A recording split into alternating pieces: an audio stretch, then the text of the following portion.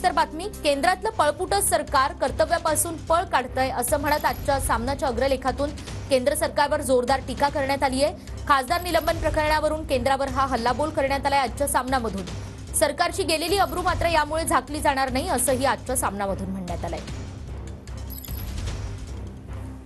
तर आजच्या सामनाच्या रोखठोकमध्ये हुकुमशाहीचा कडेलोट बुडत्याचा पाय खोलात असं शीर्षक आणि संसदेवरील स्मोक हल्ला प्रकरणी प्रश्नांची उत्तरं देणं हे सरकारचं कर्तव्य आहे, मात्र पळपुटे सरकार पळ काढतंय। विरोधी खासदारांचं निलंबन करून त्यांचं कर्तव्य पार पाडण्यापासून रोखतंय, मात्र तुमची गेलेली अब्रू झाकली जाणार नाही। उलट बुडत्याचा पाय खोलात अशीच तुमची अवस्था होणार आहे। विरोधी खासदारांचं सरसकट निलंबन हा मोदी सरकारच्या हुकुमशाही कारभाराचा कडेलोट आहे। 2024 मध्ये जनताच तुमच्या सत्तांध कारभाराचा कडेलोट करेल आणि कळसही कापून नेईल असा हल्लाबोल आजच्या सामनामधून करण्यात आलाय। केंद्र सरकारवर ही जोरदार टीका।